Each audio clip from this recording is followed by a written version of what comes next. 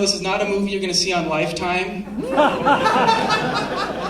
There is a little bit of language, but it's whimsically delivered, so keep that in mind. And it's okay to laugh at stuff you think, well, why I shouldn't be laughing at this. It's okay. Feel free, even though, and what else can I say? Just let the movie wash over you. Just let it wash over. It's not going to make sense at first, but just let it wash over you. All right.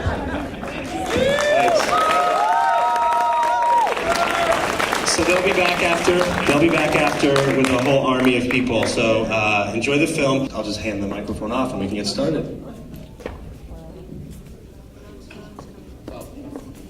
Vaughn will be here in a second. Anyway, I'm Rob Howard, producer and production designer of the movie. We have Pia Helm, everybody, a lot of people here know Pia Helm, producer. We have Cole Fisher, one of the actors. Yeah, he's King Taco. And then we have Christopher Carbo. We have our alien, Tabitha Wallace. Chris Sheets is Danny.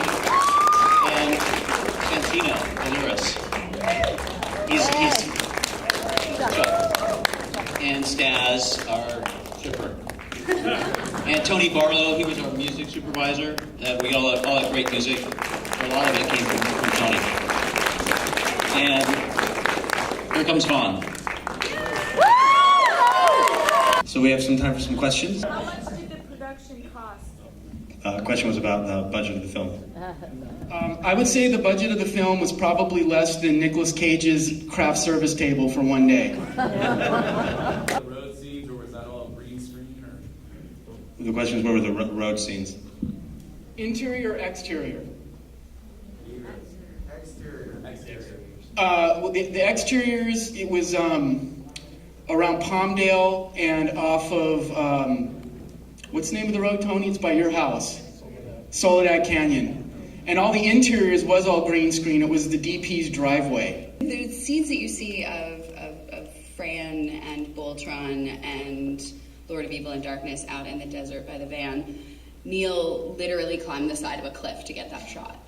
And when I say climbed the side of a cliff, I'm not kidding. We all turned around and he climbed the side of a cliff, and that's pretty much what Neil did through the whole movie.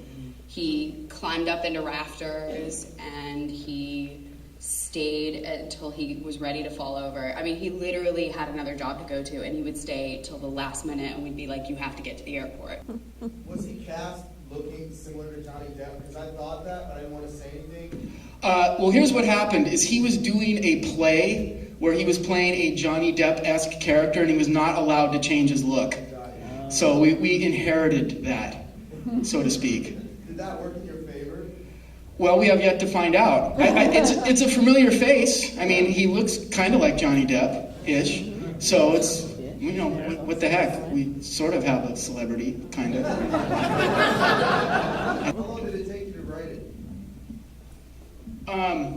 It probably, the initial script was kind of like 6 months, but then I rewrote the script while we were shooting because some of the stuff wasn't exactly how I envisioned it. So when Depp went down, so to speak, I was like, okay, this gives me some time to do a little bit of tweaking. So the scene where they go to pick up the drugs again, because Julian was really funny, I thought, the guy who played the little bowling alley manager drug lord. So we wrote that was a new little scene that was written.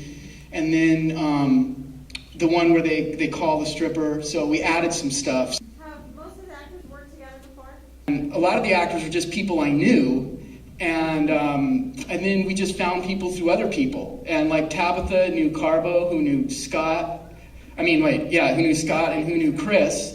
So we got all those, and it just turned out. And like Esmeralda, I just met her at Stage Staz. I just met her at a coffee shop and said, "You're in. Let's do it. You're willing to take off work. Let's shoot it." And I think we got lucky. I'm happy with the cast. You know, what I set out to do was, let's make something that you haven't seen before, because a lot of indie films, it's like, well, okay, I've kind of seen this. You know, okay, another one of these. It's all kind of the same thing. So we just said, well, we're not answering to anybody, so let's just go out of the box, man. Let's just rock this thing and take it as far as we can. I think Vaughn and Rob and Pia and everybody else, whose names unfortunately I can't remember,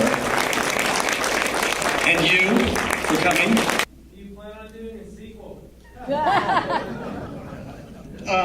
If we can, I would do a sequel, sure.